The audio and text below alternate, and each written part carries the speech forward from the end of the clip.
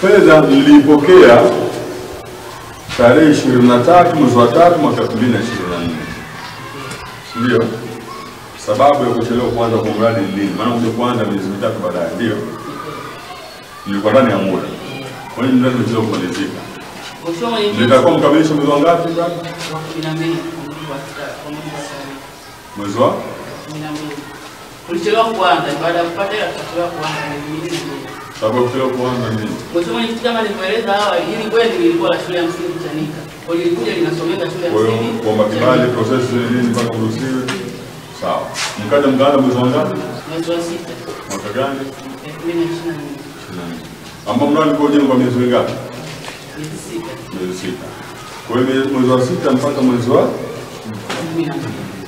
mara kwanza nimepokea fedha, nimepokea mwezi wa 3. Sawa. Kazi itakuwa ni mwezi wa ngapi? Mwezi wa 3 Mwezi wa 3. Ikachelewa kuanza. Mkaja mkaanza mwezi wa ngapi? Mwezi wa 6. Na mradi ulikuwa miezi 6 umekamilika.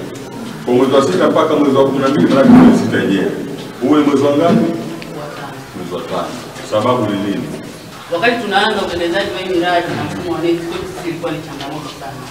Kwa baadaye baada ya kukaa vizuri na kustabilize, sasa hivi kila kitu kinaenda vizuri. Kwa tulichelewa kwa sababu ya mfumo. Matumizi watu walikuwa hawafahamu mfumo.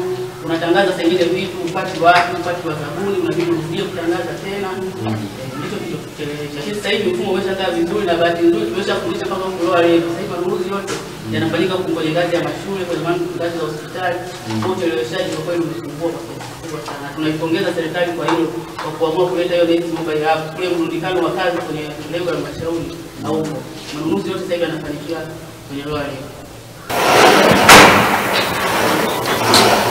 Hii fedha ya familia hii.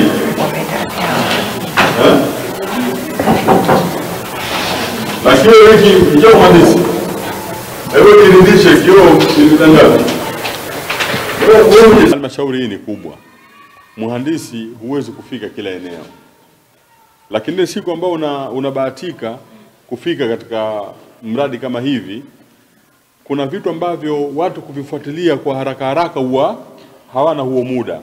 Mtu akija atakachofanya ataangalia bati tu juu likoje, milango vipi, lakini dirisha la aluminium ukishaliona kwamba lina slide pale vizuri na limekaa vizuri, huo muda kuangalia kwamba chuma ni milimita ngapi na kioo milimita ngapi, ya muda huo mara nyingi huwa hatuna. Sababu hapo ukiangalia, maana hiyo ni faida ya mkandarasi au faida aliyetenda hiyo.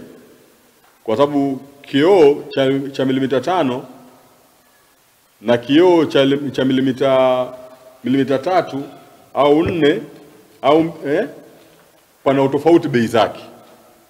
Chuma ni hivyo hivyo. Kwa hiyo ukishampa labda bei ya dirisha, bwana hili hapa labda ni 300,000. Yeye akifika ananunua chuma cha bei ndogo na kioo cha bei ndogo. Kwa hiyo fedha ile ametia kwenye mfuko wake, alafu sasa anatuachia kitu kibaya. Hiki kitu hatuwezi kukubaliana nacho. Kwa lazima tuwe macho ndugu zangu. Mheshimiwa Rais lazima tumuonee huruma namna anavyohangaika kutafuta fedha, alafu sasa angalia jengo ile lenyewe kwamba la watoto wenye uhitaji maalum. Pia tuaje tulipiga humo hawa watoto wenyewe wa uhitaji maalum, pia tuwapiga wa watoto. Hii laana kiasi gani? Hii kutafuta laana ya Mungu bure. Mheshimiwa Rais anatafuta fedha kwa ajili ya kusaidia hawa watoto wenye uhitaji maalum. Ameona umuhimu wa watoto kusaidiwa. Lakini wakati huo huo sisi miongoni mwetu hatuna uaminifu.